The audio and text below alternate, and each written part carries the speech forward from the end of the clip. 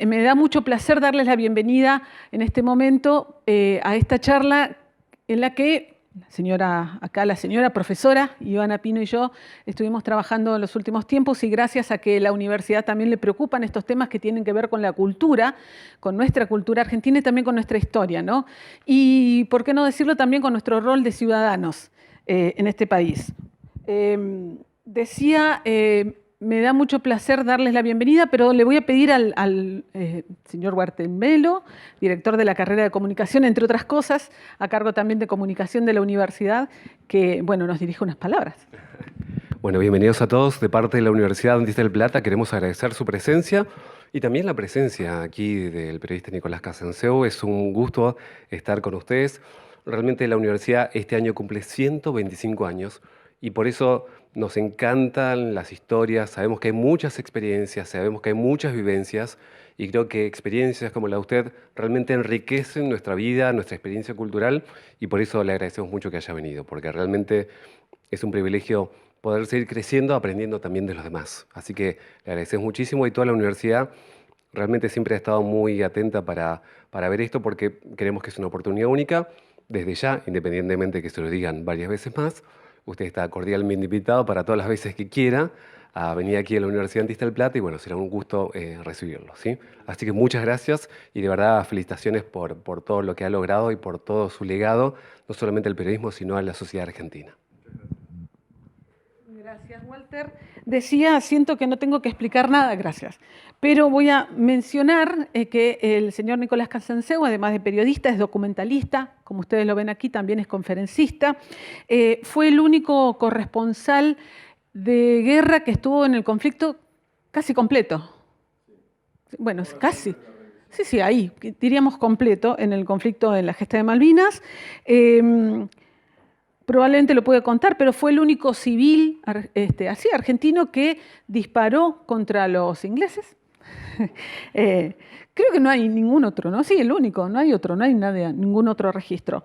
Y no fue el único conflicto que él cubrió, porque antes y después también estuvo en otros, por ejemplo en Nicaragua, en El Salvador, en Guatemala, en Irak y en el Líbano. En aquellos momentos trabajaba ¿Canal 7 era? No había canales privados. Claro, era ATC. Claro, en aquel momento, cubriendo la guerra. Bueno, y escribió algunos libros que ustedes pueden ver aquí y que, bueno, los invitamos a verlos después que terminemos la charla. Si alguno quiere adquirir alguno, hoy están a mitad de precio, ¿no? Así que pueden aprovechar. Yo ya hice y seguramente haremos alguno más. Muy bien, así que les pido un fuerte aplauso para dar una calurosa bienvenida al señor Nicolás Casanseu. Muchas gracias. Yo tenía un profesor de filosofía cuando era muy chico, Jordán Bruno Yenta, que decía: la patria es la historia de la patria.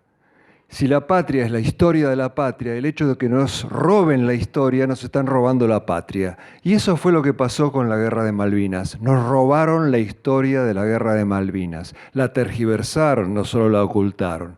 La vendieron cambiada, nos vendieron esa imagen gris y triste de que mandamos chicos desvalidos a la guerra, que nos llenaron la cara de dedos y poco menos que bien merecido lo teníamos. Nada más alejado de la realidad. ¿Por qué se impuso esa versión en la Argentina? Porque hay que entender que el propósito final de toda guerra no es solamente derrotar al ejército enemigo, entrar a la ciudadela enemiga, es asegurarse de que esa gente no lo vuelva a intentar, humillar a ese pueblo. El camino es la humillación para que no lo vuelva a intentar. 6 días después de la caída de Puerto Argentino, en Londres, en la Cámara de los Lores, Winston Churchill III, nieto del famoso Winston Churchill de la Segunda Guerra Mundial, dijo: hay que revolcar a los argentinos en el fango de la humillación, así ni sus nietos piensen en recuperar las islas. Y eso se logró con estas ideas, fuerzas falaces con las que fueron sembrando a la Argentina durante 41 años, porque esto sigue al día de hoy, y que lamentablemente los que lo sembraron de entrada fueron obviamente los ingleses, porque repetimos tesis de la propaganda inglesa, pero la mano de obra que divulgó todo eso y lo sigue divulgando somos nosotros, los argentinos. Nos hemos prestado, sin saberlo la mayoría, seguramente, a esta divulgación de ideas, fuerzas falaces que nos quitan el orgullo que legítimamente podemos tener de cómo combatió la Argentina prácticamente contra el resto del mundo.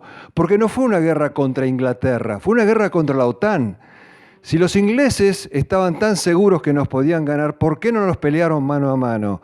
No, toda la OTAN apoyó, e inclusive en algunos temas absolutamente clave. Por ejemplo, los misiles Sidewinder L, que eran misiles ultramodernos, que volteaban al avión enemigo disparados desde cualquier ángulo, hasta ese momento había que ponerse en la cola del avión, Estados Unidos se los dio graciosamente a Gran Bretaña. Y hay un video donde el secretario de la Marina, el ministro de la Marina de ese entonces de Estados Unidos, John Lehman, dice: si nosotros no le hubiéramos dado los misiles Sidewinder L, Inglaterra perdía la guerra. Entre toda esa multitud de ideas, fuerzas falaces con las que nos bombardearon, esto quedó, por ejemplo, la idea de que fue una aventura de los militares, una loca aventura de los militares. ¿Cuántas veces escuchamos que Malvinas fue una absurda aventura, una loca aventura? Pues bien, hay folletos, panfletos de los ingleses durante la guerra, fueron emitidos, donde se dirigían a los soldados argentinos diciéndoles: no sigan con esta loca aventura. Abandonen esta loca aventura, esta absurda aventura. Y nosotros los argentinos repetimos esto que viene de un panfleto inglés. Yo en uno de mis libros reproduzco este panfleto inglés, que obviamente en papel no podía llegar a nuestras tropas, porque si un avión bajaba para tirar esos panfletos, nuestra artillería antiaérea lo hubiera derribado. Pero ¿qué hacían los ingleses con la complicidad? No quiero decir de los uruguayos, pero sí de ciertas radios uruguayas. Todos estamos prendidos de las radios uruguayas porque las argentinas llegaban muy mal, con muy mal sonido. Entonces yo personalmente escuché como un locutor uruguayo decía: hoy arrojaron panfletos sobre las tropas argentinas, y leía el panfleto completo, no hacía falta el papelito. El locutor uruguayo se encargaba de que los que escuchábamos radio, y éramos muchos porque todos tratábamos de buscar la información, tuvieran esa versión de que teníamos que abandonar la guerra, porque era loca y porque era absurda, y porque era una loca aventura de los militares. Pero no solo fue falso esto de que fue una loca aventura, porque de loco no puede tener nada que sea defender a la patria más allá del interés o de la intención de los gobernantes de turno. Malvinas fue una causa nacional, y la prueba es que el pueblo argentino plebiscitó abrumadoramente la recuperación de Malvinas en todas las plazas del país. Pero no solo eso, cocinando, tejiendo, donando, anotándose de voluntarios. Todo esto se ha ocultado y se sigue tergiversando. Yo vuelta a vuelta escucho o leo a políticos que dicen: Alfonsín fue el único que se opuso a la guerra de Malvinas. Mentira. Vayan a las fuentes, vayan a los diarios del 4, 3, 5 de abril, van a encontrar las declaraciones de Alfonsín. Vayan al libro de Armando Alonso Piñeiro sobre la guerra de Malvinas, están todas las declaraciones, incluida la de Alfonsín, de reivindicación de la recuperación de Malvinas. Tanto es así que fue una patriada del pueblo argentino y no de un grupo de militares, que cuando se rinde prematuramente el general Menéndez, la gente de nuevo va a Plaza de Mayo, insulta a los generales, los trata de cobardes y sigue exigiendo que se continúe con el esfuerzo bélico. Esto de los voluntarios se ha ocultado, se ha olvidado. 200.000 voluntarios civiles adultos se anotaron para ir a pelear en Malvinas. Y hablo de los adultos porque también había jóvenes de 15, 16, 17 años. En mi canal de YouTube hay algunos testimonios que también se querían anotar, y esos ni siquiera los registraron. No fueron muchos los civiles que tuvimos el honor de estar en Malvinas, pero así y todo, 18 civiles dieron su sangre. 18 civiles murieron en combate en Malvinas. Y esto es importante reconocerlo porque justamente tenemos que sacar esto de esta idea falsa de que fue una cuestión de los militares. En ese momento la grieta era mucho más profunda que la de ahora. Se estaban matando distintas fracciones de la sociedad argentina y sin embargo ahí se cayó la grieta. Montoneros exiliados en el extranjero, terroristas montoneros, se presentaban en las embajadas ofreciéndose para pelear contra los ingleses. Se formó un comando conjunto de montoneros dinamiteros y oficiales de la Armada que literalmente semanas antes se estaban matando entre ellos para ir a tratar de dinamitar buques ingleses en Gibraltar. Y esto lo comento también a propósito de lo que yo sentía con mi camarógrafo. Cuando llegamos a las islas, nosotros primero nos sentíamos argentinos y en segundo lugar periodistas. Y pedimos a los jefes militares que nos den armas para participar de la defensa. Un pedido probablemente ingenuo, pero yo creo que genuino. Sobre todo, quizás yo tenía otra formación, pero mi camarógrafo, un muchacho de barrio, muy simple, una vez bajo un bombardeo me dijo: estuve pensando, ¿sabes? Si acá hay 10.000 tipos defendiendo las islas, yo soy el 10.001. No nos dieron armas, hicieron bien, probablemente se nos burlaron. A mí me dijo un mayor que si a mí me daban un arma, él hacía un pozo de 3 metros, se enterraba ahí y no salía hasta que terminara la guerra. Muy gracioso el hombre. El hecho es que no nos dieron armas, pero molesté lo suficiente como para que 2 días antes de la rendición, filmando un combate de artillería, me dejaron tirar un cañonazo contra los ingleses en una batería, al mando de un teniente de apellido Caballero, al que le voy a estar agradecido toda la vida. Eso no me convierte a mí en combatiente, pero quiero pensar que representa a los 200.000 civiles que quisieron hacerlo y no los dejaron. Yo conservé un pequeño video de este momento, para mí en lo personal glorioso, aunque totalmente simbólico, reitero, y cuando finalmente me permiten tirar un cañonazo me dicen: abrí la boca porque si no el estampido te va a dejar sordo. Yo en la emoción me olvidé de abrir la boca y creo que ando medio sordo desde aquella época. Me engolosiné, pedí que me dejaran tirar otra vez, no me dejaron, hicieron bien, siguieron tirando los profesionales. Y ese es el video cortito que yo conservé y está atado a otro, que es el único video que yo grabé para las islas. Yo grababa con mi camarógrafo para el continente, pero el día 30 de mayo, pilotos argentinos atacaron al portaaviones Invencible, una gran proeza porque era el buque insignia de la flota inglesa y para llegar solamente hasta él ya era una proeza porque había que agarrarlo de sorpresa y atacar como si vinieran nuestros aviones desde África, con varios reabastecimientos en vuelo. Una hazaña realmente, más allá de que nos lo hayamos hundido probablemente, pero sí alcanzarlo ya fue una hazaña. Y entonces, un poco para los pocos militares que podían ver televisión en las islas y sobre todo para los kelpers, para molestarlos un poco, di la noticia ahí en el canalcito que se había armado en Puerto Argentino, primero en español y después en inglés. Y ahí se coló un error que por suerte al yo decir que era un cable de Telam, puedo demostrar que no era mío, y es que había una gran pica entre las armas, distintas armas de las Fuerzas Armadas Argentinas. Yo diría que lamentablemente se odiaba más entre las armas que con respecto a los ingleses, y ahí alguien filtró una mentira de que los aviones A4 que después de lanzado el Exocet trataron de rematar al Invencible eran de la Armada. En realidad eran de la Fuerza Aérea y de esos 4 pilotos 2 no volvieron. Este es entonces, a guisa de introducción, el pequeño video que contiene esas 2 historietas cortas. ¡Vamos!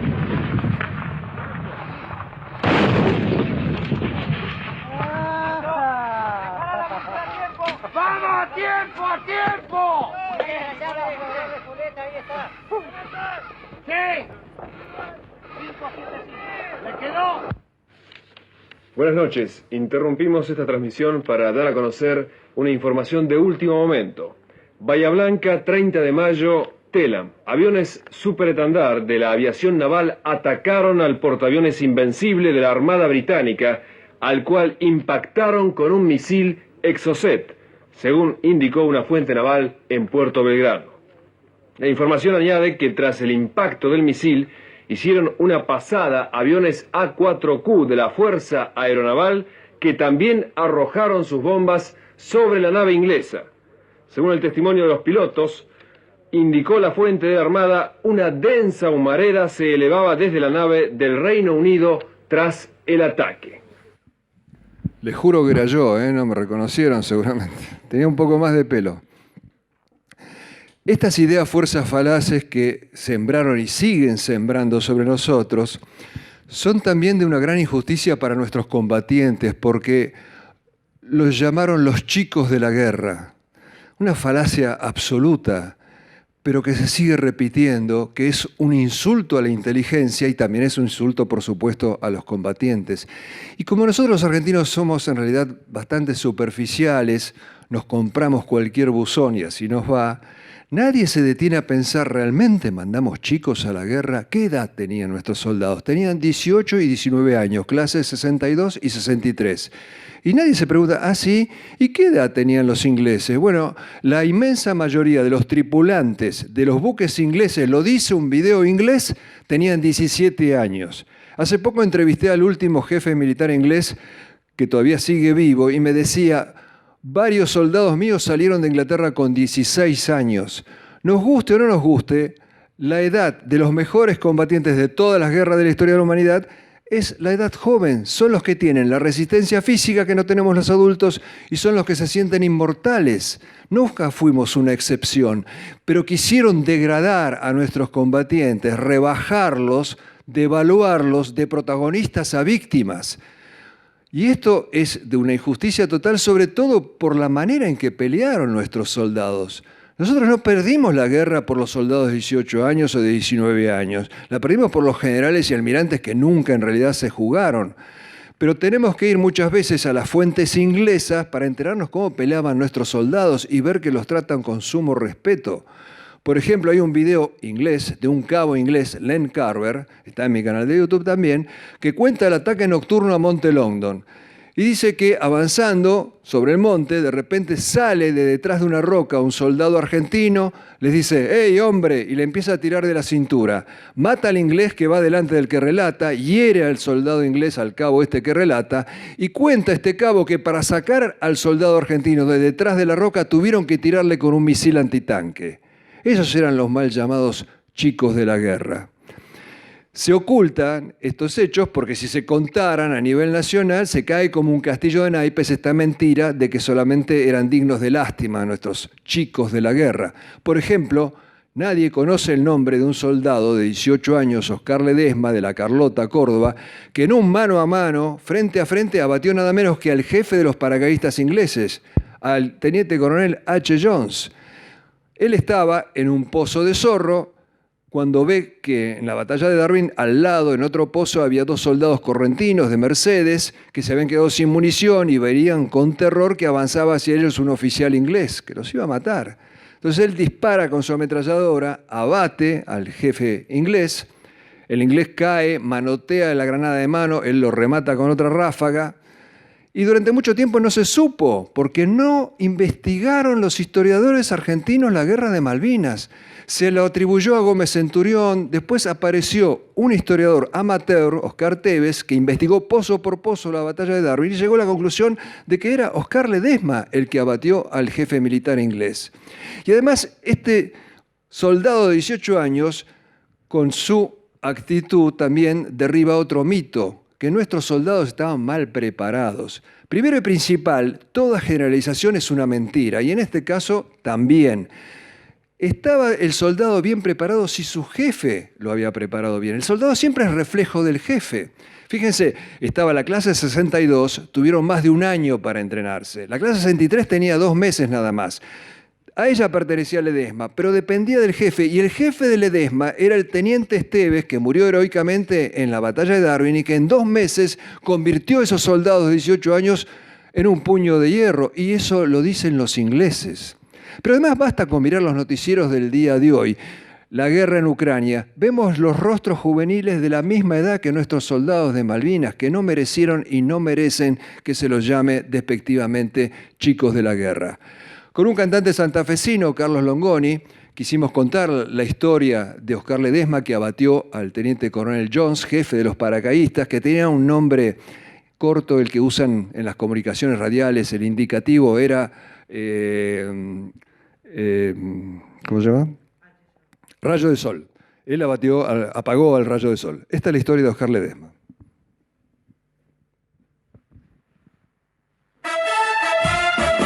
Un poquito más alto.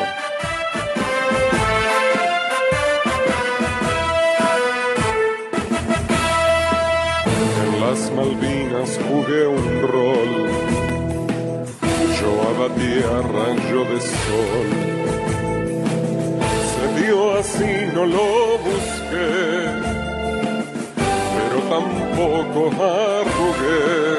Es que el inglés iba a atacar,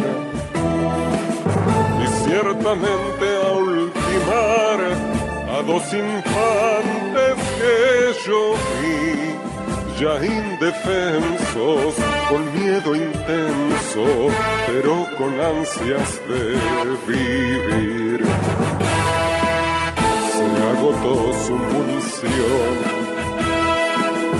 y ya cargaba H. Jones. Era el orgullo de los maras, no había quien se le animara. Yo no sabía eso entonces y no soñaba con el bronce, mas no podía permitir que mis vecinos, los perseguidos, fueran inermes a morir. Un poco más y el brillo cose a mis camaradas del 12. Yo con la mag me adelanté, apunté al blanco y miré sin morbosaña ni rencor. Yo apagué a rayo de sol, yo no celebro que maté, solo a lo sumo, ufano asumo, que a los dos yo los salvé. También me jacto que mostré, siendo mi clase la 6-3, que aún teniendo 18, no fuimos nunca el bizcocho que imaginó la fatua Albión. Se le atoró la deglución, peleamos con intrepidez por nuestro suelo, por nuestro cielo, y lo haremos otra vez.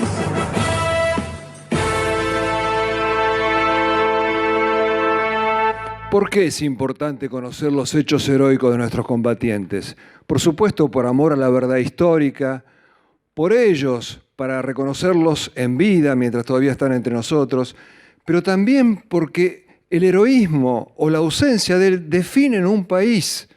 Nosotros estamos en una decadencia que no vale la pena ni explicar, y la única manera de levantar al país es con los valores eternos, inyectando a la sociedad los valores eternos del coraje, la abnegación, el amor al prójimo. Y eso no se consigue con discursos, sino con ejemplos, de corazón a corazón, de generación en generación. El heroísmo es como una levadura que actúa siempre a través del tiempo y del espacio. Y este debe ser uno de los motivos por los cuales nuestros políticos no quieren que tengamos héroes y los esconden o tergiversan sus historias. Si la Argentina tiene futuro, la Argentina tiene futuro solamente gracias a valores como los de las Malvinas. Si nosotros inyectamos en la sociedad el amor que tenían nuestros soldados por el país, porque lo que falta es amor al país, hasta la corrupción bajaría porque uno no le roba a lo que ama. Y entonces esto se esconde. Y esto no es reivindicar de ninguna manera la guerra, es reivindicar el heroísmo en la guerra y sobre todo el amor al prójimo en la guerra.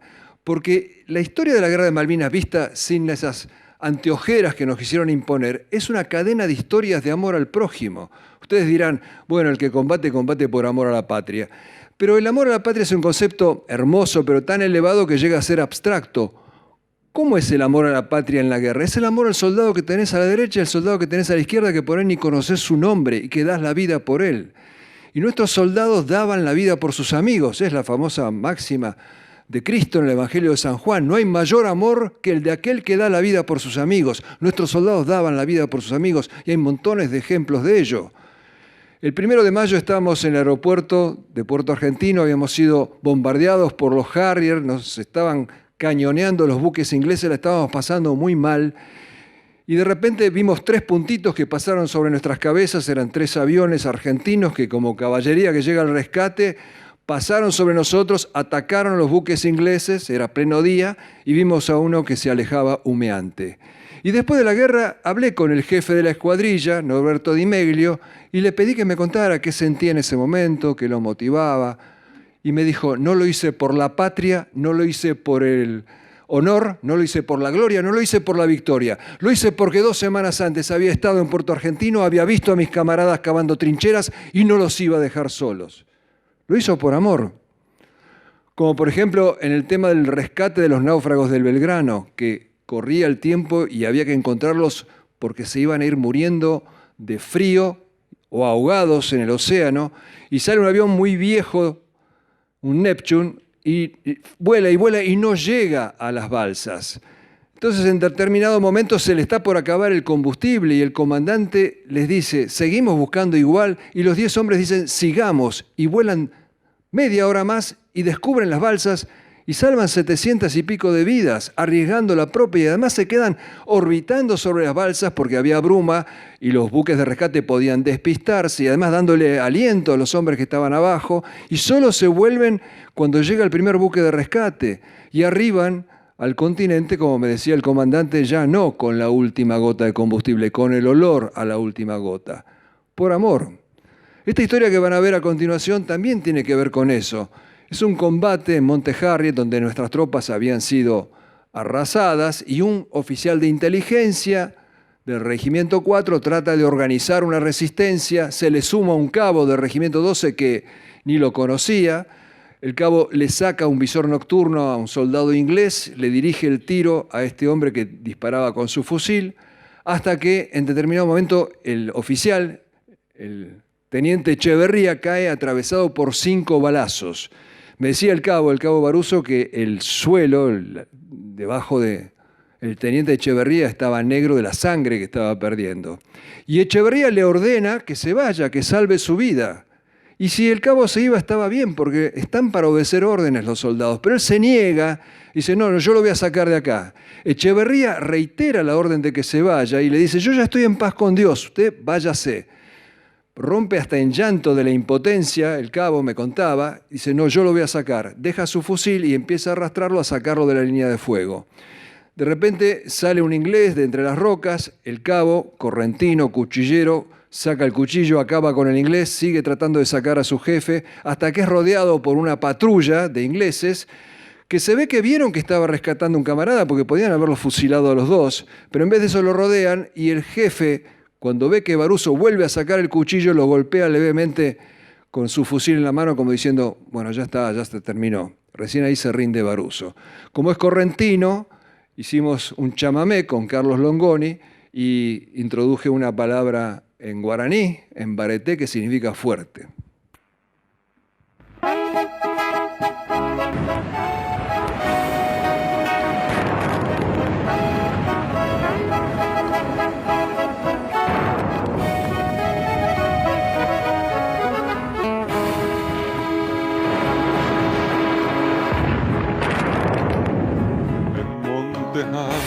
Reinaba el caos, la lucha era marete, pero armando la resistencia había allí Jaguarete. Era un teniente de inteligencia y apelativo Echeverría. Con mi visor yo marcaba el blanco y con su fal él lo abatía. Balas trasantes lo acribillaron, su sangre se convirtió en tapiz. Me ordenó que me alejara, ya que él igual moriría en un tris. Capo Baruso, salve su vida, yo estoy en paz con mi Salvador. Son demasiadas mis 5 heridas e insoportable este fiero ardor. Cargué al teniente hasta ser rodeado, saqué el cuchillo una vez más.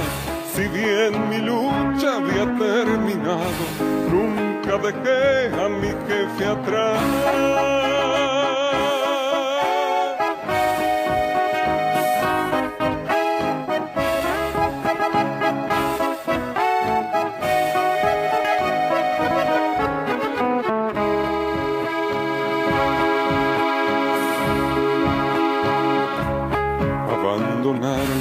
Ni que me maten, soy correntino y soy leal. Le agarré de la chaquetilla, le alcé al hombro de Genifal. Entre las rocas de improviso me vi de frente con un inglés, me abalancé con mi fiel cuchillo, no pudo ni contar hasta 3. Capo Baruso, salve su vida, yo estoy en paz con mi Salvador.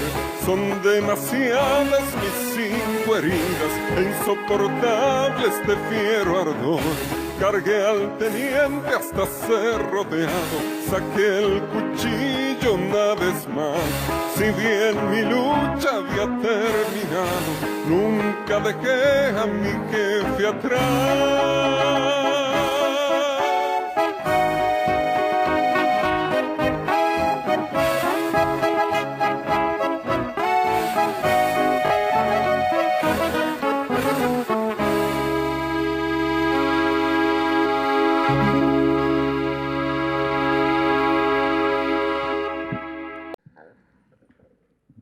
Por supuesto, hay muchos motivos por los cuales se impuso esto que se llama desmalvinización, que comenzó el día siguiente de la caída de Puerto Argentino, que no es otra cosa que una forma de censura.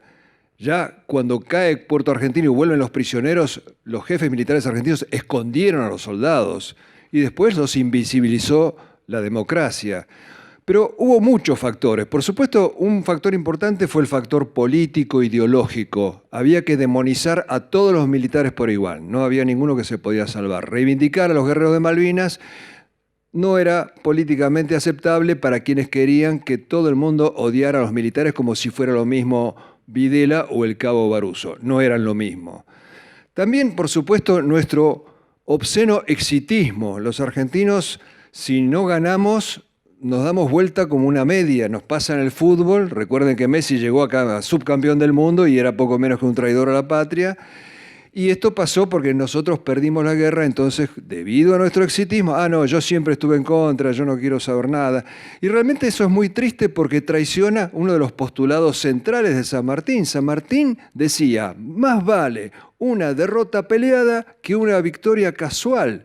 Y San Martín condecora a los derrotados en Chancay del coronel Pringles. La orden dice gloria a los vencidos de Chancay. ¿Cómo gloria a los vencidos? Porque San Martín entendía muy bien, y esto no lo entendemos demasiado bien los argentinos, es que en la guerra, como en la vida, no importa si uno gana o pierde, importa cómo luchó. Y como lucharon con honor y valor, los condecoró. También, por supuesto, un factor importante fue el tema tan viejo como la humanidad de la envidia humana.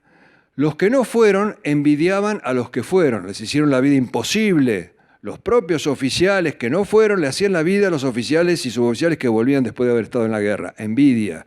Los que fueron y arrugaron envidiaban a los que fueron y no arrugaron. Y los que fueron y no arrugaron envidiaban a los que fueron, no arrugaron y tuvieron un poquito más de reconocimiento.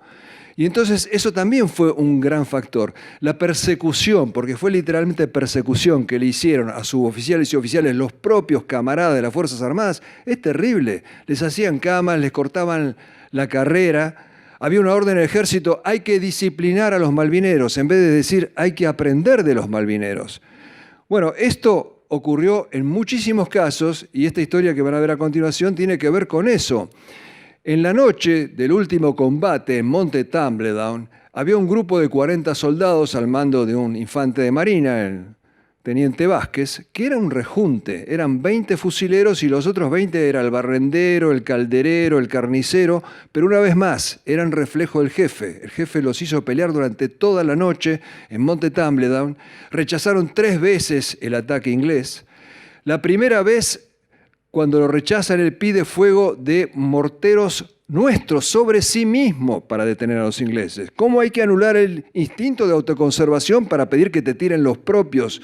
Y eso era porque nosotros estábamos en los pozos guarecidos, tanto que los ingleses avanzaban a la intemperie. La segunda vez que los ingleses están encima, en una relación de 10-1, 400 contra 40 apoyados por los tanques ingleses, por la artillería inglesa, él tenía un solo mortero, lo pone en 90 grados y una vez más caen los proyectiles sobre los pozos argentinos y los ingleses se paran. Y la tercera vez pide fuego de cañones de 105, que es el cañón con el cual yo tuve el honor de tirar, que un cañonazo así arrasa cualquier pozo también. 3 veces rechazan a los ingleses, llegan al combate cuerpo a cuerpo, a bayoneta calada, y para colmo el oficial que estaba en la sección de al lado y que se habían comprometido a pelear juntos y replegarse juntos, si había que replegarse, se había ido, porque en medio de la noche él llama a su comandante, al cual le había pedido refuerzos todo el tiempo, y le dice, dígale a fulano que no me esté tirando porque me está matando a mis hombres.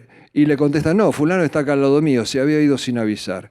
Así todos resistieron toda la noche, y ya hacia la madrugada, cuando quedan 2 pozos de zorro vivos, entre comillas, argentinos, baja Vázquez a cargar su fusil. Cuando sale, hay 3 fusiles ingleses apuntándolo, se tiene que rendir, le hacen un simulacro de fusilamiento, la apalean, porque querían que él dijera dónde están las demás tropas argentinas. Los argentinos lo dan por muerto, y una de las grandes injusticias, condecoran al oficial que se fue. Y a Vázquez, en el legajo le ponen que se había replegado, cuando Vázquez nunca se replegó. Y estuvo más de 30 años luchando para que reconocieran que sus hombres nunca se replegaron.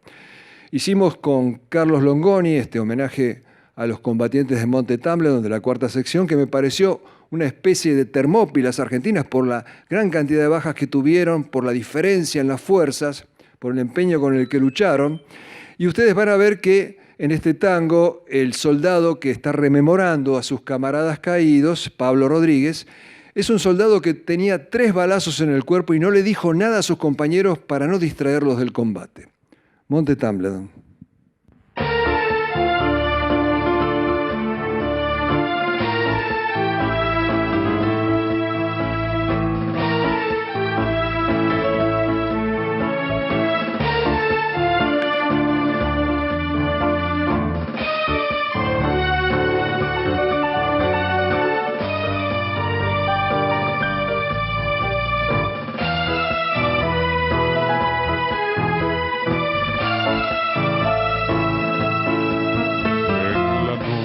Del último lance del enfrentamiento postrer, detuvimos al Brit en su avance de las 10 hasta el amanecer.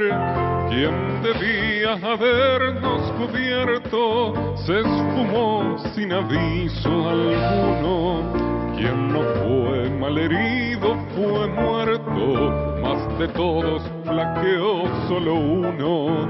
Si entrecierro los ojos me arrima la memoria, el más fiel de los chasques, esa escena dantesca en la cima, las Termópilas de Carlos Vázquez. Con el joven teniente al frente, y aún siendo 1 ante 10, nuestra 4ª sección ciertamente a parir puso al guardia escocés. Desde el vamos tuvimos bien claro que los 40 en un haz, con el Cristo por todo amparo, no daríamos ni un paso atrás. Si entrecierro los ojos asoma como tela de aquel pintor cuneo, esa noche archinegra en la loma que el fragor convirtió en plenilunio.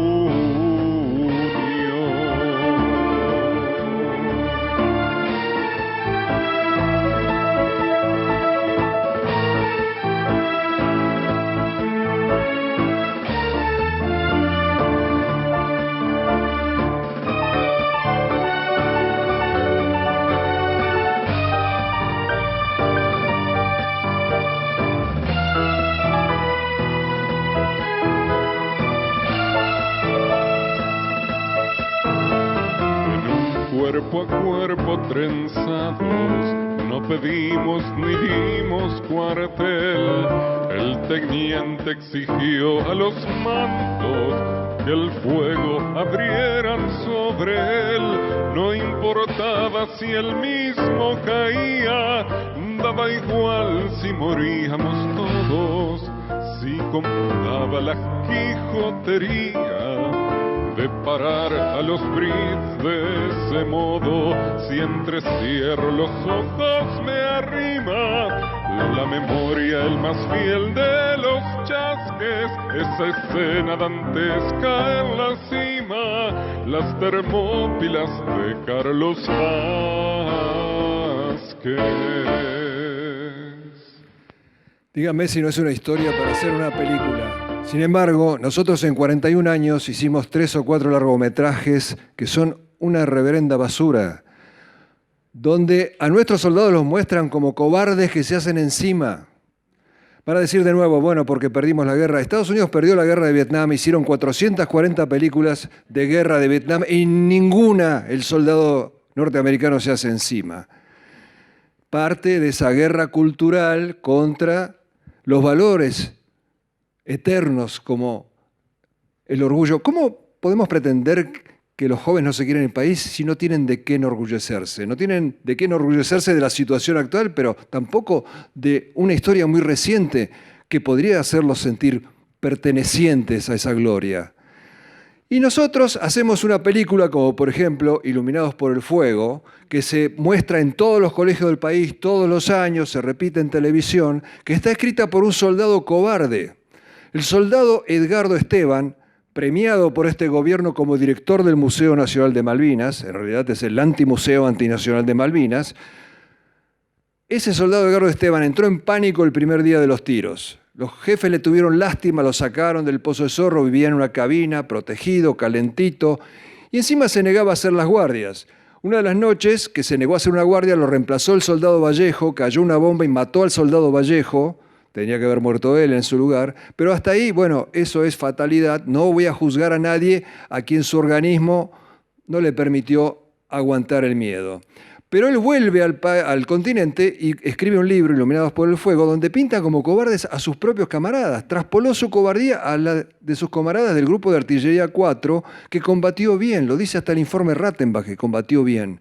Entonces no se puede ni acercar a sus camaradas porque los revientan a trompadas literalmente, y el padre del soldado Vallejo le prohibió que entrara en Córdoba porque dijo que lo iba a matar si entraba en Córdoba.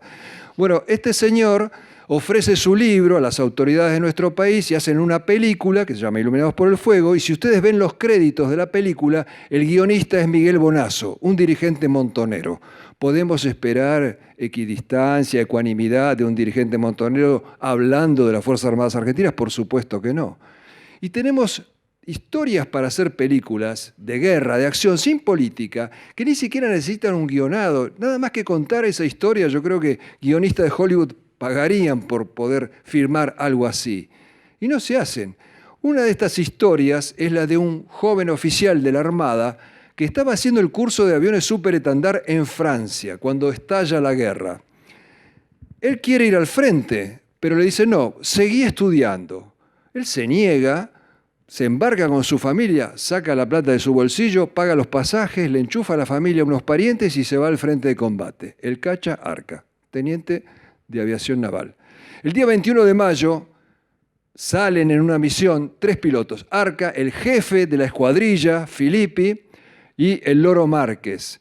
Atacan a la fragata Ardent, la fragata termina hundiéndose, pero aparecen los aviones Harrier, los persiguen, derriban a Márquez, muere en el acto, explota su avión, derriban a Filippi, cae al mar, llega nadando hasta la costa, hace supervivencia, salva su vida, y a Arca le agujerean el avión y él no tenía con qué pelear con los Harriers. Entonces no tiene mejor idea que tirarles el propio avión.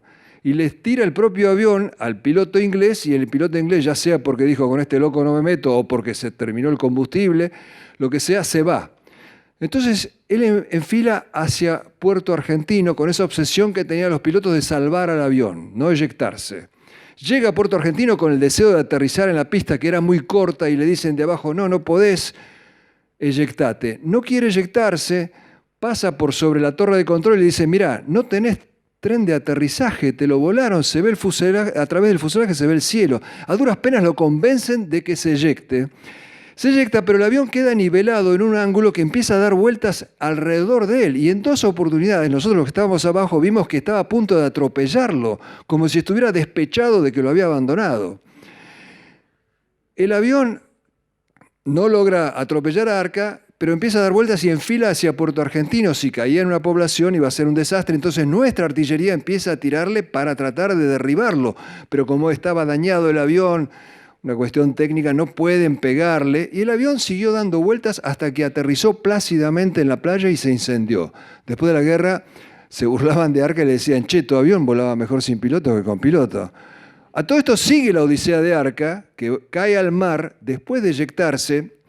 Solo en las películas, cuando el muchachito se eyecta, después sigue peleando o le hace la corte a la novia. Uno cuando se eyecta golpea contra una pared, es muy traumático, él cae quebrado al mar.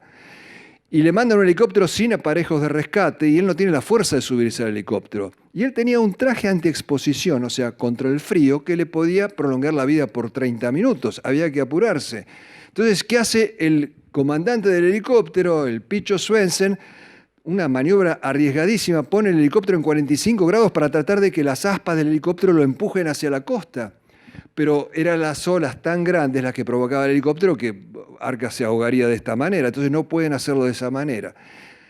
Y ya corría el tiempo, entonces por segunda vez intentan, y lo que hace otra vez el comandante del helicóptero es absolutamente peligroso y es meter el helicóptero en el mar, un mar además picado. Y sale el cabo Martín San Miguel sin traje de antiexposición, o sea, con ropa normal, que si se caía al mar duraba 2 minutos antes de congelarse, y sale del avión, se para sobre los patines, lo agarra Arca y lo llevan hasta tierra firme. Cuando aterrizan en tierra firme, lo suben al helicóptero para llevarlo al hospital.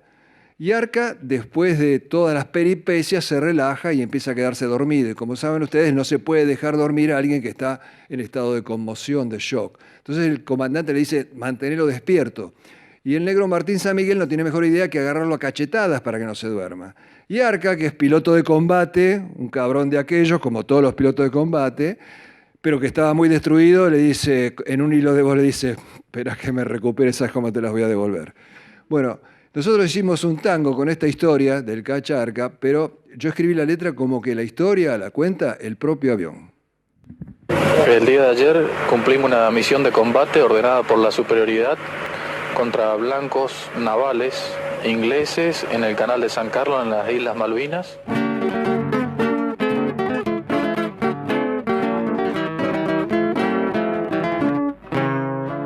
Yo soy el avión del Cacha Arca, él es mi jinete y quiero mojarle la oreja a la parca en esto que lo voy a cometer. Vamos 3 de aviación de marina, el blanco es la ardente.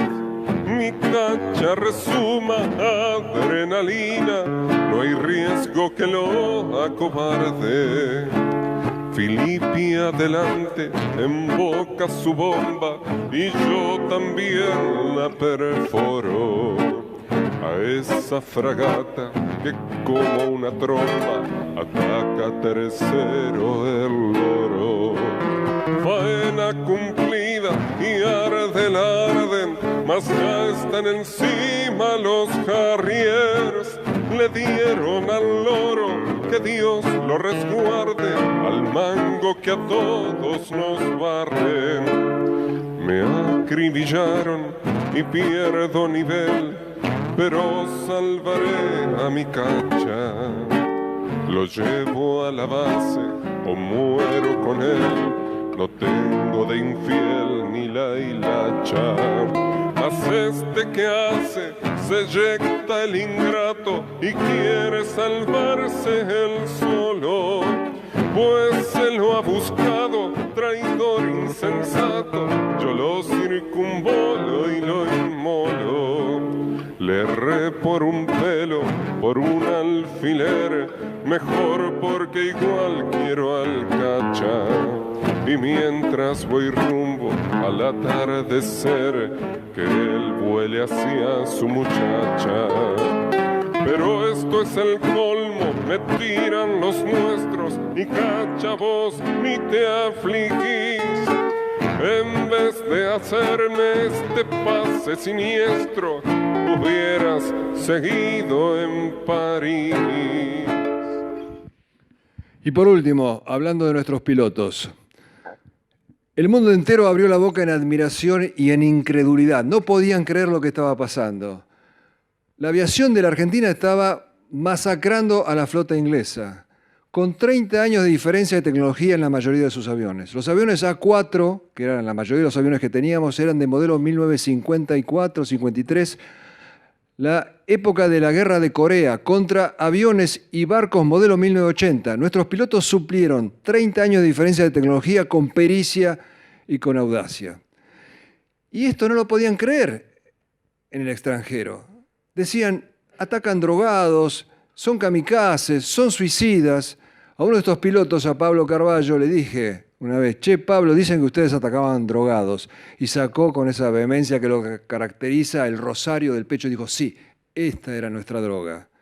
Eran profundamente religiosos, habían sido educados en la Escuela de Aviación Militar bajo las enseñanzas de este filósofo católico nacionalista argentino Jordán Bruno Yenta, que les había inculcado esta vieja verdad del poeta latino Horacio, dulce y decoroso es morir por la patria. Como creían que la vida no terminaba en la muerte, no había nada más peligroso que un piloto argentino recién confesado. Cuando va a comenzar la guerra, se reúne un experto en fragatas misilísticas, que eran las que tenían los ingleses, y les dice a los pilotos argentinos, miren, son prácticamente inexpugnables, ataquen en masa, 9, 10 aviones contra un buque, la mayoría va a ser derribado, quizás el último avión pueda hundir al buque. Por suerte no le hicieron caso a esta agorería y atacaron a los Güemes, apareciendo de improviso, golpeando y desapareciendo. Para eso tenían que volar a ras del agua, para que no los captara el lóbulo de radar de los ingleses antes de tiempo, vuelo a 1000 kilómetros por hora, peligrosísimo, rozando el agua.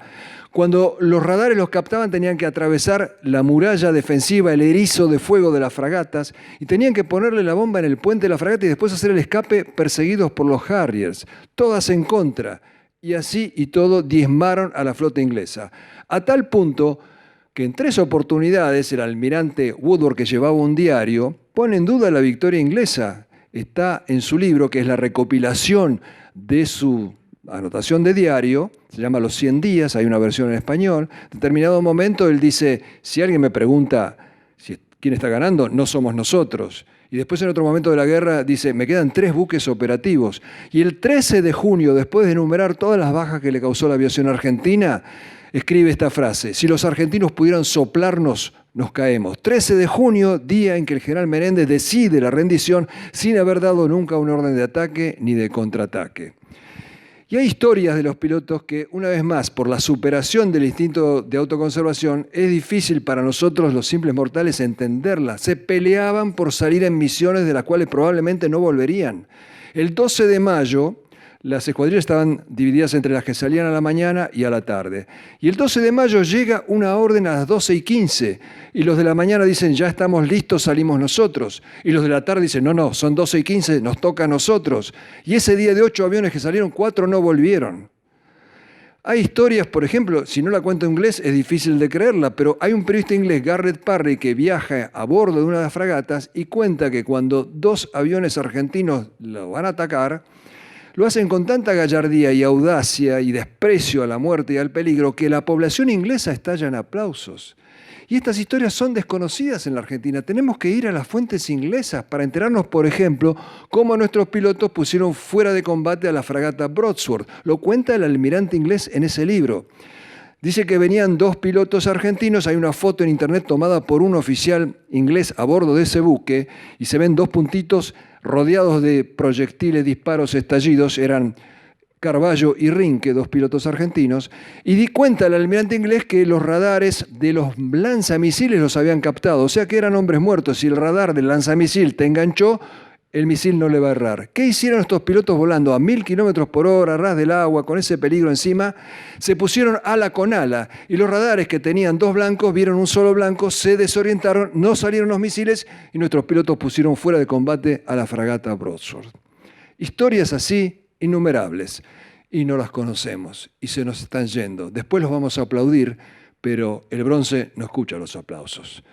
Quisimos rendirle homenaje a nuestros halcones, nuestros pilotos de combate, Y aprovechamos para rendirle homenaje a las mujeres de los combatientes en general, que sufrieron mucho más que los propios combatientes, porque uno sufre muchísimo más si imagina el peligro que está corriendo un ser querido que siendo uno mismo el que ve el peligro de frente. Y sin embargo los bancaron, los apoyaron a nuestros combatientes. Y esta es una historia real. Este oficial Carballo, audaz entre los audaces, parece que preocupó en demasía a su jefe, al vicecomodoro Cini, que decide comunicarse con la mujer, con Mirta, y le dice: mirá, Mirta, tu marido está muy loquito, lo van a matar, hace algo. Y la mujer habla con el marido, pero en vez de decirle: baja un cambio, pensá en nuestros hijos, cuídate, le dice: hacé lo que tengas que hacer, yo voy a criar a tus hijos, pero antes de que te maten, déjame ir a darte un beso. Esta es la historia.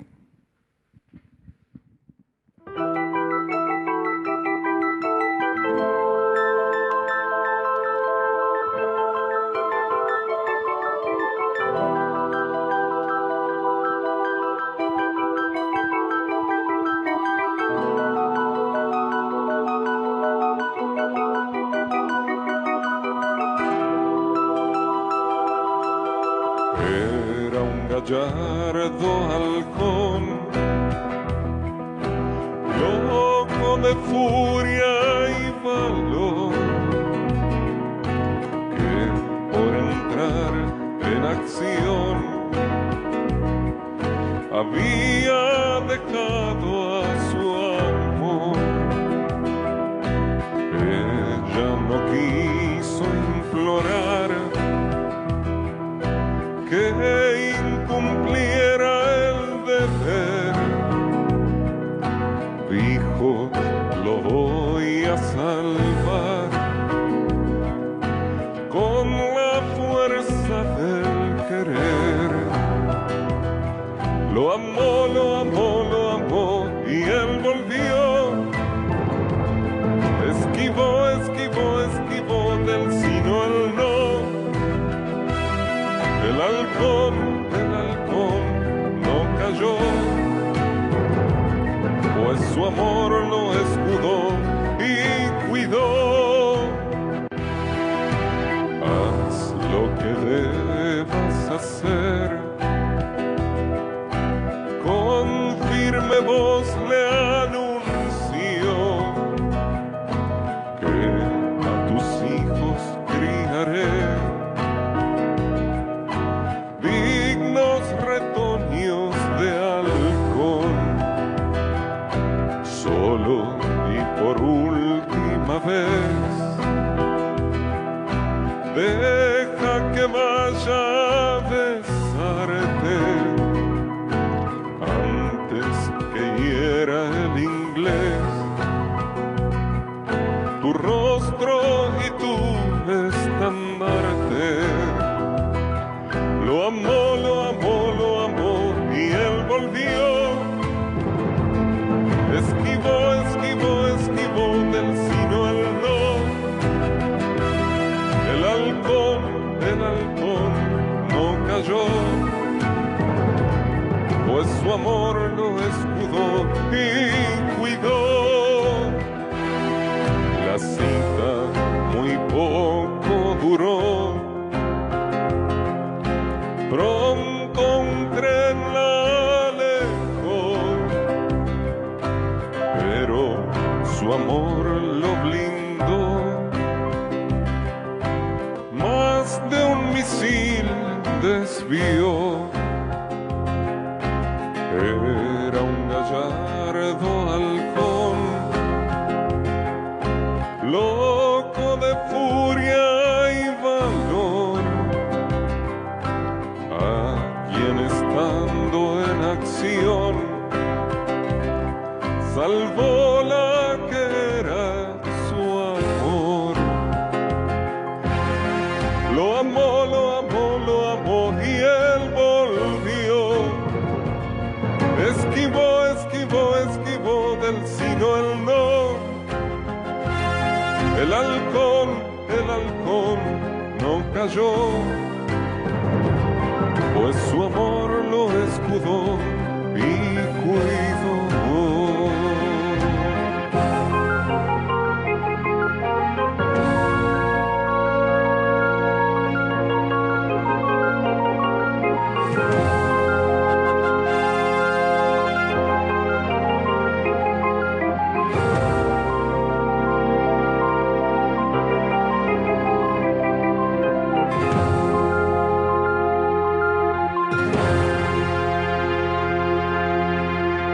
Como ven, tenemos héroes muertos y tenemos héroes vivos.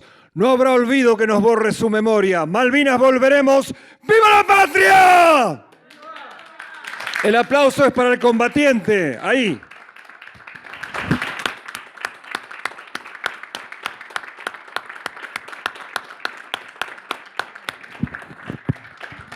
Muchas gracias. Perdón, y yo tengo que hablar después de esto. Perdón. Vamos a ofrecer un momento para preguntas, así que el señor Nicolás Casanseu está abierto a las preguntas, así que podemos proceder con eso.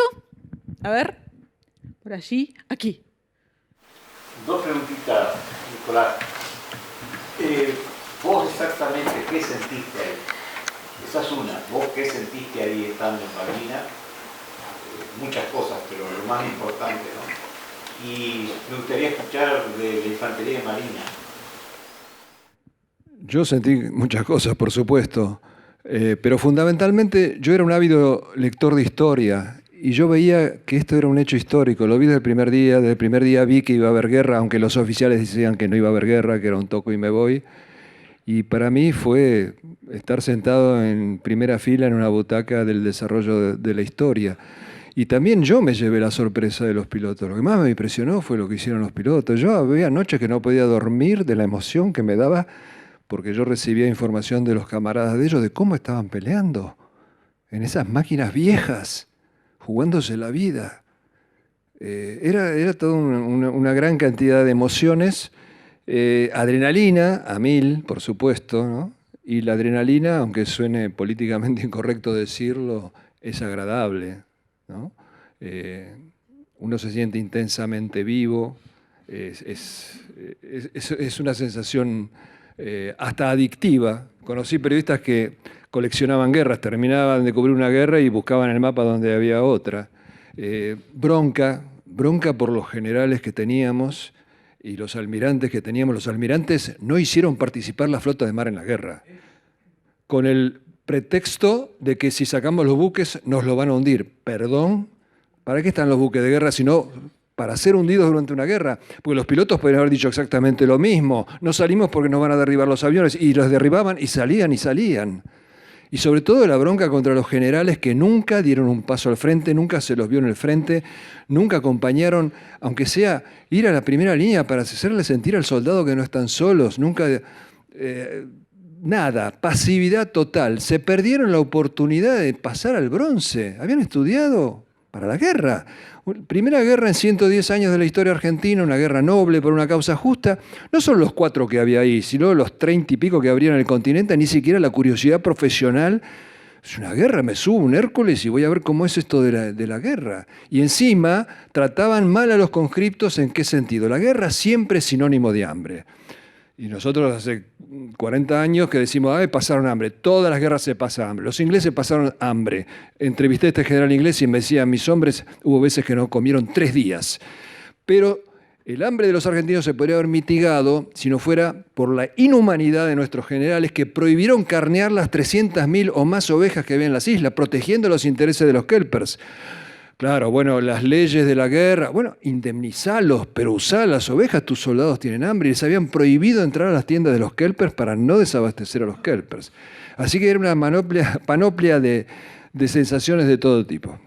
Y la otra pregunta era la Marina. Bueno, la Infantería de Marina cumplió el rol del 2 de abril con la muerte heroica del general Giacchino, que tenía una orden, yo creo que no existe en los anales de la guerra, que era tomar esa ciudadela enemiga o esa gobernación sin derramar sangre del enemigo. O sea que a mí me decía el cabo Urbina que se había lanzado a tratar de ayudar al herido de muerte Giacchino y también había caído abatido, que los ingleses le tiraban al cuerpo y ellos tenían que tirar para arriba, porque la orden era no lastimar a ningún inglés.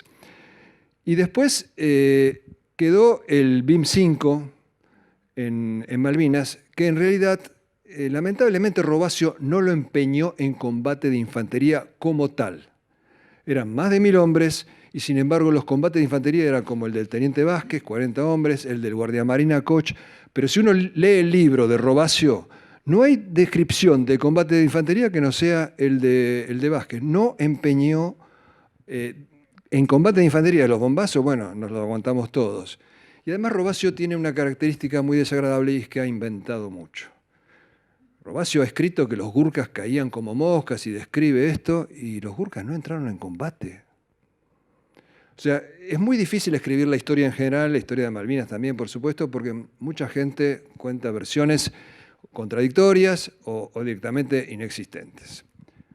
Pero esto no echa una sombra sobre el BIM-5, es el comandante que no los empeñó en combate, como no echa una sombra sobre los oficiales, suboficiales y marineros de la Armada, porque fueron los almirantes los que no quisieron empeñarlos en combate. Perdón, dijo BIM-5 y me acordé, ya estoy recompuesta. Mario Salas, que es integrante del BIM-5, no me acordaba, no pudo venir porque está con un temita con su señora, tuvieron un accidente, algunos vecinos saben, así que no puede venir, pero mañana va a estar. Así que también aportaría algo del BIM-5. Muy bien, ¿alguna otra pregunta? Sí. Adelante. ¿Qué tal? Buenas noches. Yo fui soldado de la última clase de 20 años y creo que la mayoría de los argentinos sentimos orgullo por estos soldados, ¿sí? Verónica decía que aquí hay dos, el papá de ella, Manuel, y Mario. Sentimos orgullo por lo que estos chicos hicieron. Chicos dichos cariñosamente, ¿no es cierto? Y desde mi opinión personal creo que hubo errores de parte de la dirigencia que en cuanto a la parte operativa, ¿sí? Yo no estuve, vos tuviste la posibilidad de estar allí, pero creo que como soldados, como argentinos, sentimos orgullo. Sí, son muchos los que sienten orgullo y otros que dicen se rindieron sin pelear. Yo lo escucho todos los días. Mandamos chicos armados con gomeras, yo lo escucho todos los días. No, esto se ha metido a presión en la conciencia de los argentinos. ¿Por qué? Porque ni los historiadores profesionales se han ocupado del tema, ni los estados, ni el gobierno. Es obligación del gobierno contar la verdad. No lo hace. Y fíjate vos lo que significa un veterano de guerra en otros países por el apoyo, por jubilación, por un montón de cosas que el Estado les da. Fíjate que hoy están peleando un mango para que el Estado se los reconozca. Mira, este cabo Baruso lo condecoraron con la Cruz al Heroico Valor en Combate, la máxima condecoración. En Estados Unidos, al tipo que lo condecoran con la máxima condecoración al valor en combate, primero lo sacan del frente. Ese hombre no debe morir, debe ser un ejemplo. Si quiere puede salir al ejército, pero sin arriesgarse. Le dan $1000 de por vida extra, le dan acceso a proveedurías gratis, vuelos nacionales e internacionales gratis. Sus hijos entran sin examen de ingreso a las academias de élite militares, y si se le cruza el presidente de Estados Unidos, tiene que hacerle la venia al soldado. Esa es la diferencia de trato. Baruso mató gente a cuchillo, tenía un trauma terrible, síndrome de estrés postraumático, pero es correntino y en Corrientes discriminan a los cuadros. Le dan pensión a los soldados, pero no a los oficiales y suboficiales, como si las balas discriminaran. Entonces él tenía que trabajar con ese cuadro de síndrome de estrés postraumático. Y cada vez que tenía que viajar a Buenos Aires para tratamiento, le hacían 1000 problemas. Esa es la diferencia. Sí. Supuestamente el ejército argentino contaba con cañones de largo alcance que tenían en el país, o sea en el continente, y no los llevó, o llevaron algunos a último momento de la guerra. Esa es una pregunta, si es así, ¿cierto? Y la otra es si recurrió a la Unión Soviética para el apoyo de los satélites. Nosotros teníamos los cañones SOFMA de 155 milímetros que tenían 20 kilómetros de alcance. No fueron llevados. Después, ya muy entrada la guerra, empezaron a llevar de a uno en los Hércules. O sea, habrán llegado 2 o 3. ¿Por qué? Porque nunca fueron a la guerra nuestros generales. Si no entendemos que los generales y almirantes nunca fueron a la guerra, que cayeron en la trampa de los ingleses de que se podía hacer un toco y me voy a través del Pentágono, el guiño, no lastimen a nadie, después repartimos el petróleo, la típica provocación inglesa. Si no se entiende que nunca fueron a la guerra, no se puede entender Malvinas. Por eso nos llevaron los cañones, por eso llevaban un regimiento de infantería, nos llevaban los morteros, o llevaban los morteros, nos llevaban los aparatos de puntería, por eso la improvisación, porque nunca fueron a la guerra. Y con respecto a la ayuda de la Unión Soviética, se hablaba mucho en ese tiempo de esa posibilidad y probablemente había una posibilidad que fue desechada porque no la iban a dar gratis. Malvinas hubiera sido Argentina y la Argentina se hubiera sovietizado. Una de las condiciones que puso la Unión Soviética es que nuestros oficiales fueran a formarse a Moscú. Entonces, afortunadamente no fue aceptada la ayuda soviética. Sí, adelante.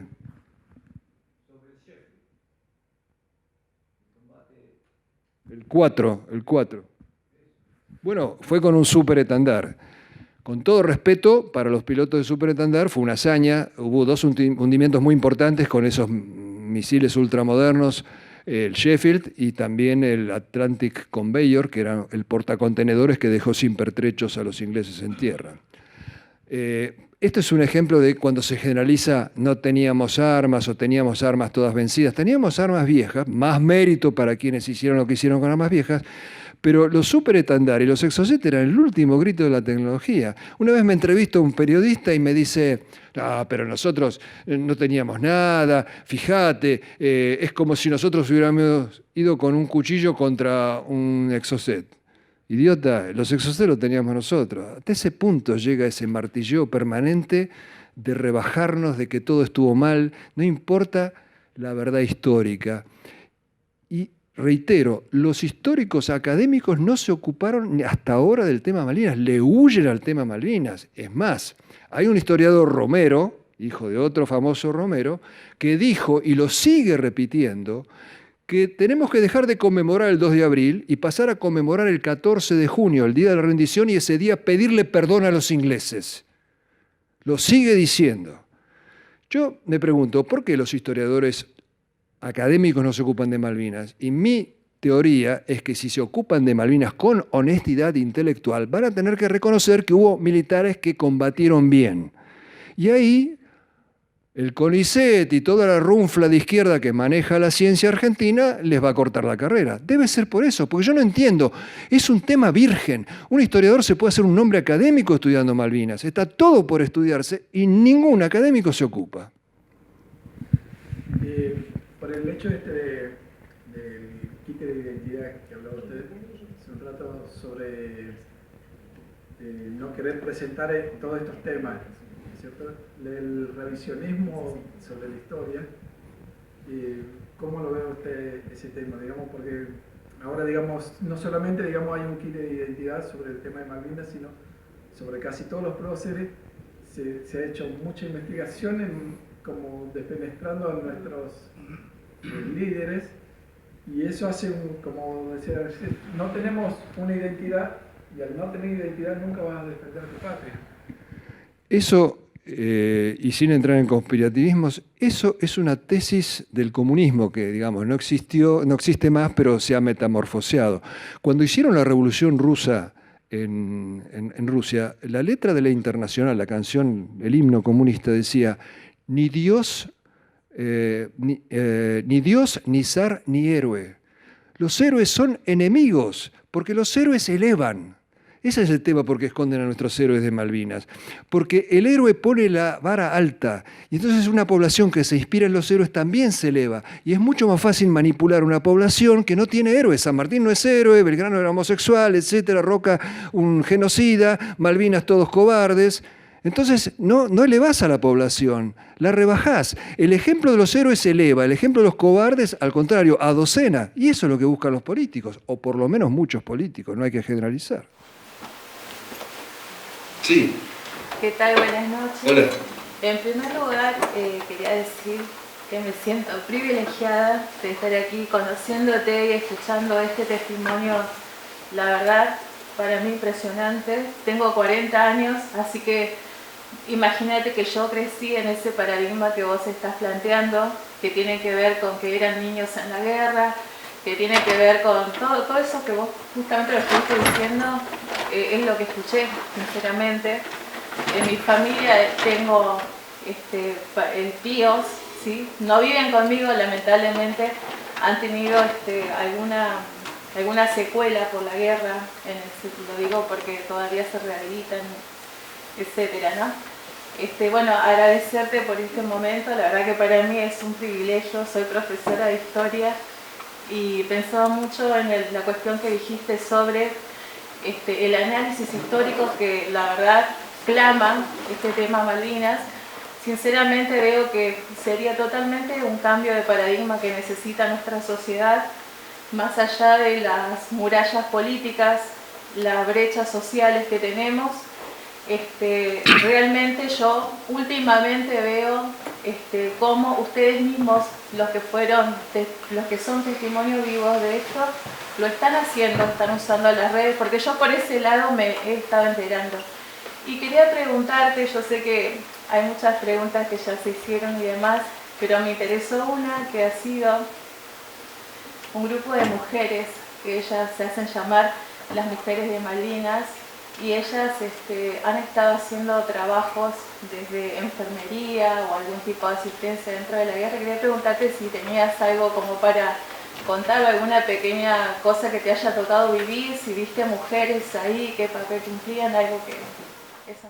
Bueno, esta historia es un coletazo más de la desinformación y de la falta de investigación en Malvinas. No hubo mujeres en Malvinas. Hubo 6 instrumentadoras quirúrgicas a bordo del buque Hospital Irizar, que un par de veces ancló en Puerto Argentino y son, con justa razón, aunque no bajaron a tierra, consideradas veteranas de guerra. Pero todas estas publicaciones de las enfermeras de Malvinas, no hubo una sola enfermera en Malvinas. Se refieren a enfermeras de Comodoro Rivadavia. Y está bien, hicieron un gran trabajo, hay que reconocérselo, pero ¿para qué mentir de que estuvieron en Malvinas? Perdón, algo más también que es parte de todo esto que vamos enterándonos por la desinformación, a veces también, el tema de la ayuda. Siempre se dice que ayudó algún regimiento o algún pequeño escuadrón de Bolivia, de Perú. ¿Esto fue así? Soldados no hubo. Hubo voluntarios. En Bolivia hubo más de 20.000 voluntarios, en Uruguay hubo 5.000, en Brasil hubo voluntarios, en todo el Perú ni hablar. La Legión Española quería ir a pelear. Hubo legionarios españoles que los agarraron en la frontera, que querían venirse para acá, porque el mundo vio que era David contra Goliat, que era una guerra justa. Pero si bien hubo esos ofrecimientos, el gobierno argentino no aceptó voluntarios de otros países, no hubo, no participaron.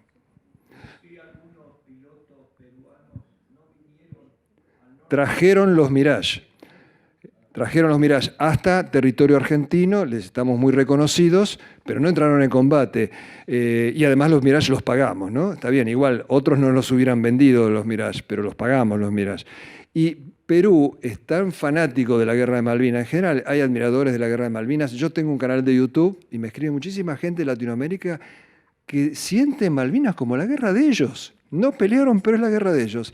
Y hay muchos peruanos que te dicen, no, hubo pilotos peruanos camuflados, el Exocet se lo dimos nosotros. No es cierto, pero bueno, es gente bien intencionada quizás que quiere participar imaginariamente de esa gesta que tuvimos. Nos envidian. Algunos nos admiran bien y otros nos envidian. Enfrentamos al resto del mundo, un país de 4ª o 5ª categoría como potencia militar, enfrentando a Inglaterra, apoyada por Estados Unidos, apoyada por la Comunidad Económica Europea, apoyada por países de Latinoamérica, África, Oceanía, Argentina contra el resto del mundo. Muchos nos envidian y nos admiran. Pero no nombraste un país cercano que nos causó una ingestión. Es un tema que está medio confuso. Chile. Chile apoyó a Inglaterra. Ahora bien, pongámoslo en contexto. Chile siempre fue nuestro adversario en cuestiones limítrofes durante 100 años. Y nosotros, los argentinos, permitíamos que el árbitro fuera la corona inglesa. Nosotros lo permitíamos eso. 4 años antes de Malvinas, año 78, nuestros aviones ya habían despegado para pulverizar a Chile, porque éramos inmensamente superiores militarmente. Y a último momento el Papa paró eso, pero los pilotos ya estaban en vuelo. Hubiéramos arrasado. Sí, hubiéramos arrasado Chile. 4 años antes de Malvinas, ¿los chilenos podían vernos como confiables? Éramos adversarios de los chilenos. Y además hay otra cuestión, era una dictadura. Nadie le preguntó a los chilenos si querían estar con los ingleses o no.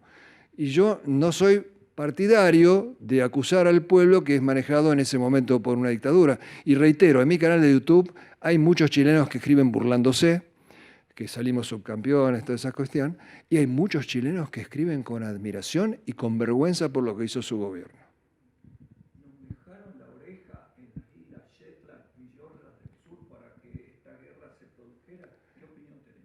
Esta guerra fue provocada por los ingleses. Los ingleses y sus aliados querían instalar la fortaleza Falklands porque son países que proyectan a décadas en adelante. Había que controlar el petróleo alrededor de las islas, porque el informe Shackleton decía que había muchísimo petróleo, el cruce interoceánico, porque un buque encallado en Panamá cierra la comunicación entre los dos océanos, y sobre todo la proyección a la Antártida, que es el último gran reservorio de agua dulce y de minerales del planeta. Yo hace muchos años entrevisté al coronel Leal, que fue el primer argentino que llegó a pie al Polo Sur, y me dijo, sin Malvinas no hay Antártida. Entonces, tenían planificado instalar la base ahí. No había, plena Guerra Fría, base en el Atlántico Sur de la OTAN, porque la de Sudáfrica había sido cerrada en el 75. Pero quedaba mal venir e instalarla, entonces necesitaban una provocación argentina, lo que se llama en lenguaje diplomático un casus belli. ¿Qué hicieron para eso? Le mandaron el guiño a la Junta Militar, a Galtieri, que no era muy inteligente ni era muy versado, y le vendieron esto de que se podía hacer un toco y me voy. Hay una historia de un capitán Sáenz, está en video, está en un libro. El capitán Sáenz habla con Lombardo, vicealmirante Lombardo, que fue el jefe del Teatro de Operaciones Atlántico Sur durante la Guerra de Malvinas. Y este le cuenta que le llega la orden de arriba de organizar, planificar recuperación de Malvinas. Él dice, ok, recuperación y defensa. No, recuperación solamente. No lo puede creer. Vuelve a comunicarse y dice, recuperación y defensa, ¿no es cierto? No, defensa no. Hay miles de indicios de que esto fue planificado por los ingleses y que los nuestros cayeron como chorlitos en la trampa. La flota inglesa, 114 buques, se organizó en 2 semanas. Es imposible organizar una flota así en 2 semanas. Buques, cruceros de placer convertidos en buques hospitales o portadores de helicópteros. Todo eso fue planificado por los ingleses. Lo ha dicho en conferencias, por ejemplo, Frondizi. Y además, por puro sentido común, nuestros generales no tuvieron el coraje de pelear contra el terrorismo con la ley en la mano y fusilar a los asesinos terroristas porque estaba vigente la pena de muerte. No tuvieron coraje para eso y iban a tener coraje para meterse en una guerra contra la OTAN. Jamás. Jamás. Eso fue una provocación y después no pudieron dar marcha atrás. Esto me lo dijo el sobrino del ministro de Defensa de Galtieri. Frugoli era el ministro de Defensa. Cuando Galtieri se da cuenta que el toco y me voy no va a ser, que vienen en serio y que Estados Unidos no va a ser neutral, le dice a su ministro de Defensa, saquemos las tropas de las islas. Y Frugoli dice, no podemos, la gente nos cuelga en Plaza de Mayo. No pudieron dar marcha atrás, pero tampoco se jugaron a full en la guerra. No dijo toco y me voy al Galtieri. Me parece que dijo tomo y me voy. No, toco y me voy es mi frase. La de él me parece que era tomo y me voy. ¿Alguna otra pregunta? ¿Puedo hablar de eso? Me parece muy importante. Otra de las falacias de la Guerra de Malvinas para ensuciar la gesta. Galtieri no era alcohólico. Yo hice una investigación al respecto, uno de mis libros tiene un capítulo entero sobre eso. Galtieri tenía un problema de hipertensión, además era tosco, tenía una voz aguardentosa, era torpe en sus movimientos. Para un periodista es muy fácil, una foto y ya está, alcohólico. Tenía un problema de hipertensión muy alto que a veces no podía subirse al avión. Esto contado por gente que estuvo con él. Hablé con muchísima gente que lo conoció, no era alcohólico. Por ejemplo, una vez estoy en una radio de Paraná y me dice el periodista, vos sabés que tenés razón en que Galtieri no era alcohólico. Ah, sí, le digo, ¿y cómo sabés? Pues yo era el chofer personal. Cuando Galtieri estaba preso en Campo de Mayo, hay un oficial que cada vez que él salía a hacer ejercicio, se metía en la habitación de Galtieri para encontrar la botella de whisky y nunca encontró nada. El soldado que lo atendía dice que se tomaba un vaso de vino al mediodía. En Infobae salió un reportaje al cocinero histórico de la Casa Rosada, que cuenta qué comían y tomaban los habitantes de la Casa Rosada. Y dice que Galtieri pedía pizza con cerveza.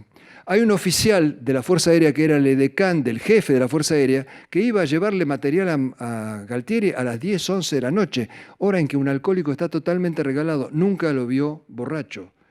Esto se inventó para burlarse, para denigrar, para ridiculizar la Guerra de Malvinas. Y curiosamente la alcohólica era la Thatcher. Eso lo publicaron después de la guerra todos los medios ingleses, se emborrachaba todas las noches, inclusive Meryl Streep, en su película sobre la Thatcher, donde ella la interpreta, que ganó un Oscar, la muestran como alcohólica. Pero eso se publicó una vez en Gran Bretaña y nunca más, porque además es una banalidad, no importa si alguien toma o no toma, importa cómo se conduce como jefe de Estado. A Galtieri deberían haberlo fusilado por lo mal que condujo el Estado, pero lo atacan por esto porque esto ridiculiza la Guerra de Malvinas. Gracias. Muy bien, ¿alguna otra pregunta?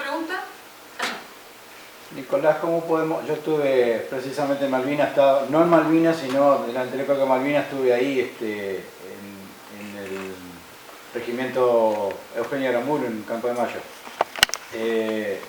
Muchos dimes y diretes, pero ¿cómo podemos hacer nosotros como para ayudar a que la historia se cuente en serio? ¿Qué podemos hacer? ¿Cómo podemos volcar la verdad como para que los chicos que fueron, mis congéneres que fueron, ¿no es cierto? Y los que están sufriendo, sus familias puedan levantarse, ¿no es cierto?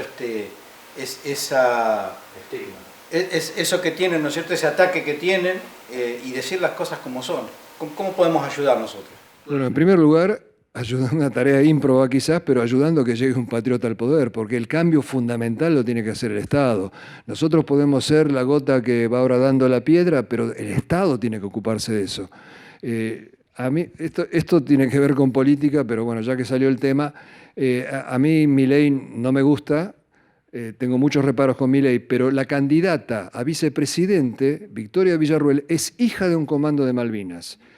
Lleva 20 años luchando por la verdad histórica con respecto a la guerrilla, y si una mujer así, que según dijo este candidato, va a estar a cargo de defensa y seguridad, si eso funciona, si ese gobierno funciona, puede haber un gran cambio. O sea, necesitamos un patriota en el poder. Pero nosotros podemos hacer mucho porque ahora irrumpieron los medios sociales, con los cuales uno puede llegar a miles y miles de personas sin pasar por el tamiz de los grandes medios, ni la televisión, ni los grandes diarios. No hay excusa. Ahora todos podemos escribir, sale una nota de Malvinas, escribir el diario, que muchas veces los comentarios de los lectores tienen más lecturas que la propia nota. O sea, todos podemos agregar nuestro grano de arena. Y sobre todo, bueno, los profesores de historia. Claro. Por ejemplo, en el caso de nosotros, los profesores de historia, al menos yo me recibí en el 2019, quizás creen que estamos re preparados, pero nosotros estudiamos en base a la bibliografía que nos brindan.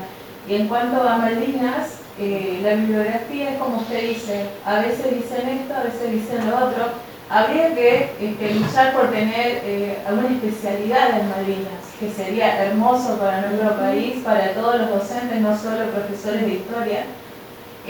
Justamente ayer una alumna de tercer año, y justamente del Colegio Teniente Candelaria, de acá la técnica número 3, que es la base aérea, fíjense que tiene todo un contexto de ese colegio, este tema que usted dijo, Milei, ¿sí? Lamentablemente en las aulas los chicos están todo el tiempo Milei. Y dijeron algo de Malvinas. Y esta nena, o sea, muchos chicos siempre dicen cosas, bueno, a los profes, estamos ahí. Y esta nena dijo algo que a mí me llamó la atención. Dijo, profe, pero ¿por qué se sufre tanto por Malvinas que están desocupadas? Y eso me llamó la atención su pregunta, ¿por qué? Porque siempre escuché muchas cosas. Pero cuando ella dijo eso, yo dije, wow, la verdad, ¿cómo avanza esto en dejar atrás Malvinas? Escuché barbaridades también a la vez como, si tenemos un país tan grande, un territorio tan vasto, ¿por qué queremos tanto ese lugarcito? O sea, yo decía, lo que te decía hace rato, el paradigma tiene que cambiar. Creo muchísimo en la docencia, creo muchísimo en los valores, en nuestra historia, y espero, bueno, que algún día pueda revertirse esto. Por otro lado, hay veteranos de Malvinas, no sé si lo conocen. Él es un veterano de Malvinas que está haciendo un movimiento y él hizo un material pedagógico para profesores, de eso se adquiere online, yo no pude todavía, y él dice, Malvinas, de verdad, creo que es algo así, se llama ese movimiento. Pero no está, digamos, avalado por un diseño curricular que los docentes podemos dar dentro del aula. Entonces ahí donde nosotros también nos movemos, ¿sí? Algo que nosotros tenemos que darle a nuestros estudiantes tiene que estar aceptado por el Consejo General de Educación. Es una pena porque los jóvenes son materia fértil para Malvinas. Yo cada vez que aparezco rara vez en televisión o estoy en algún lado donde me escuchan jóvenes, hay 3 reacciones. La primera es de asombro, pero ¿cómo? Entonces peleamos, porque les han medido que ni peleamos. La segunda es de indignación, ¿cómo? Esto no me lo enseñaron en el colegio. Y la tercera, se abrazan a la causa. porque es hermosa la causa. Yo creo que un día va a haber malvinomanía en el país, un día va a explotar Malvinas. Esperemos que para ese momento los veteranos estén vivos todavía, pero eso va a pasar indefectiblemente si seguimos existiendo como nación, que no podemos descartar que dejemos de existir como nación también, pero si seguimos existiendo como nación no tenemos tantas epopeyas como para despilfarrar Malvinas. Y Malvinas, si seguimos existiendo como nación, dentro de unos años va a estar a la par del cruce de los Andes. ¿Alguna otra pregunta? ¿No? Bueno. Muchas gracias. ¿Cómo ha sido para usted como un profesional tanto en el campo como buscador de las verdades haber entrevistado, digamos, a cierto punto hasta el enemigo y sentir esa cuestión capaz de admiración y dignidad cuando el profesionalismo no lo hace? ¿Cómo fue para usted estar en esa situación que el enemigo tiene más honradez ante la obra que uno mismo? Y frustración, por supuesto, lo que sienten todos los veteranos. Los veteranos saben que los ingleses los tratan con respeto y en nuestro país no. Este general inglés que yo entrevisté decía, por ejemplo, lo que yo había leído en su libro. Yo fui con toda la intención a entrevistarlo, porque yo había leído su libro, y le pregunto sobre los borceguíes. Y él en su libro había dicho, los borceguíes argentinos eran mucho mejores que los ingleses, porque los nuestros se deshacían en la turba y los de ustedes estaban cocidos, eran de mejor marca. Y después dice, y le tiro yo, y los fusiles de ustedes eran mejores porque eran semiautomáticos y los nuestros no. O sea, te lo dice un enemigo. Y acá decimos que fuimos armados con gomeras. Muy bien. Resulta obvio pedir un aplauso fuerte para Nicolás Casanseu. Muchas gracias.